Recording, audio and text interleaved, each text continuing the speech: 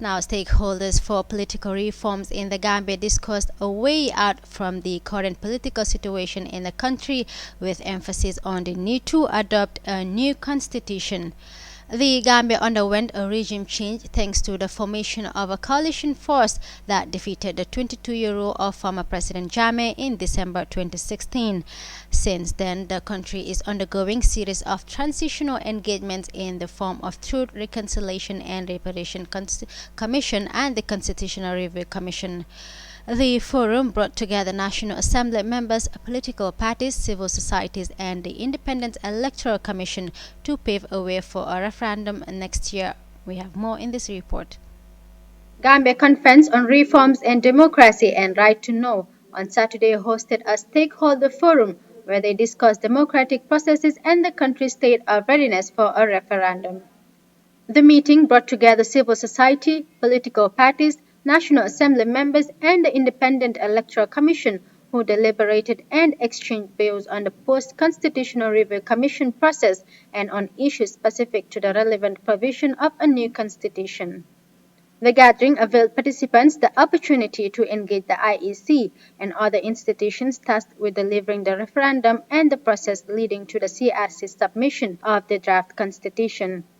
Speaking on behalf of the organizers, Jagan Gray Johnson criticized the government for misplacing constitutional amendment priorities, saying that has made things no different from the Jammeh regime.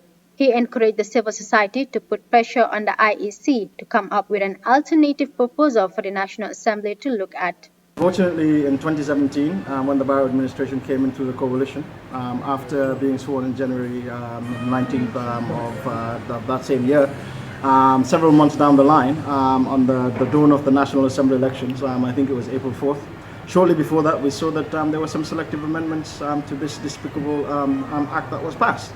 And we were hoping that it would have been a holistic set of amendments aimed at showing goodwill. But we understand, and there was clear demonstration, that this was totally disingenuous, and it was basically aimed again at doing exactly what Jammeh had done previously to ensure that, again, the ambition for incumbency advantage, specifically by padding the numbers in the National Assembly, to basically ensure that it suits the majoritarian mindset of a particular political party, in this case specifically the UDP, was basically at full play and was fully deployed. With the idea again of trying to put together a springboard for further term elongation moving forward. So again, we are saying that those two amendments were not in the interest of this country, and we are beginning to see that now it is playing out. And we're saying that as a priority, civil society needs to put pressure on the IEC to basically come up with an alternative proposal as prescribed in the Constitution. Take that to the National Assembly and let the National Assembly actually demonstrate the convictions or the courage of their convictions and their principles. Do the right thing, and the first time in this country's history, at least let them do the right thing and do what they're being paid for. Secretary General of the People's Democratic Organization for Independence and Socialism, Halifa Saleh, emphasized on the need to improve civic education in order to get rid of unhealthy ideologies. He urged the country's young generation to take charge of their education and take a lead in deciding the election of responsible leaders. Mr. Saleh said the starting point of good citizenship is being educated at the early stage of childhood, saying that is the reason why many people's way of thinking is centered on ethnicity and religion. Realize that for 52 years before 2016, Gambia never changed to the ballot box, it changed to the coup d'etat. So especially your generation, has really not had the opportunity to be able to get the civic education that is necessary.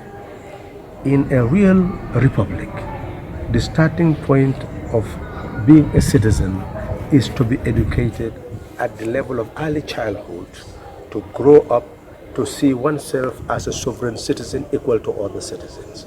This has not happened in the country. That is why still people will think in terms of ethnicity, of religion, of region, of section. So this is the dilemma we are facing.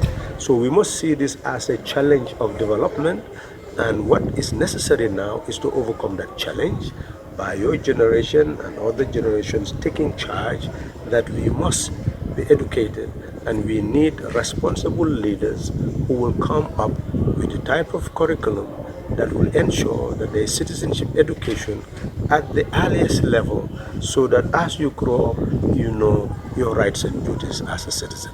That has failed in the past. We must not allow that to fail now. The referendum is expected to take place in 6 months. The fear as it is now is whether Gambian people have received a massive civic education to enable them make the right decision. For iAfrica TV News, I am Fatmata Jaju.